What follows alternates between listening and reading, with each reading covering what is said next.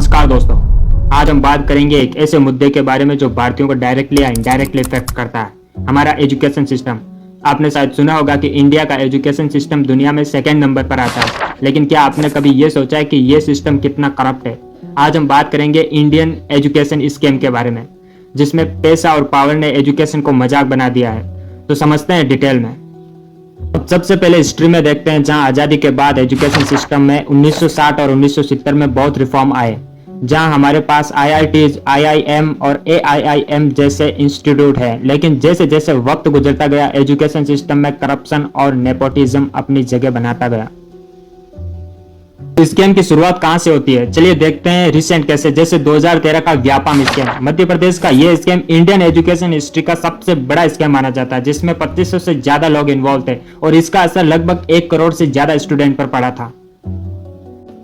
Vyapam exam में politician, businessman सब शामिल थे। ये लोग फेक कैंडिडेट को एग्जाम में बिठाते थे और असली कैंडिडेट्स के मार्क्स को मैनिपुलेट किया जाता था। इसका रिजल्ट जो डिजर्विंग स्टूडेंट थे उनके करियर पर पड़ा।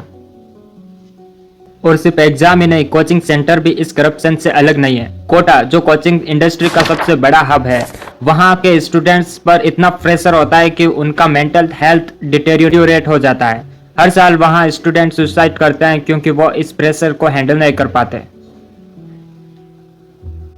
कोटा के कोचिंग इंस्टीट्यूट में हर साल करोड़ों का बिजनेस होता है। ये इंस्टीट्यूट हैवी फीस चार्ज करते हैं। इनका मेन मोटिव होता है पैसे कमाना, ना कि क्वालिटी एजुकेशन देना। ऐसे में ये एक फॉर्म ऑफ स्कैम बन जाता है। इंजीनियर या मेडिकल कॉलेजेस में ही नहीं, बल्कि मैनेजमेंट और आर्ट्स कॉलेज में भी इसी तरह से पैसे कमाते हैं। ये एक ओपन सीक्रेट है जिसके बारे में सब जानते हैं, लेकिन कोई भी एक्शन नहीं लेता।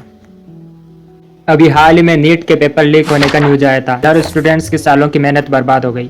नीट पेपर लीक सिर्फ उनके करियर को इफेक्ट नहीं करता, बल्कि उनके मेंटल हेल्थ पर भी बुरा असर डालता है। कुछ दिन तक ये न्यूज मीडिया में रहेगी और फिर धीरे धीरे ये मैटर शांत हो जाएगा। आज तक ऐसा किसी भी इंसिडेंट के लिए कोई भी बड़ा कदम नहीं उठाया गया।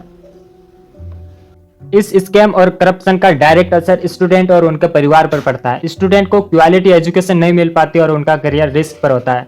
वहीं परिवार फाइनेंशियल बर्डेन्ड हो जाते हैं और रिजल्ट डिजर्विंग कैंडिडेट्स या तो फॉरेन कंट्री में यूनिवर्सिटी में पढ़ने चले जाते हैं या फिर यहीं पर अनएम्प्लॉयड का सामना करना पड़ता है। गवर्नमेंट ने बहुत बार प्रॉमिस किए हैं कि एजुकेशन रिफॉर्म लाएंगे, लेकिन ग्राउंड रियलिटी में कुछ ज्यादा बदलाव नहीं आया। यह था हमारा एनालिसिस इंडियन एजुकेशन स्कीम के बारे में। तो आज के लिए बस इतना ही। धन्यवाद।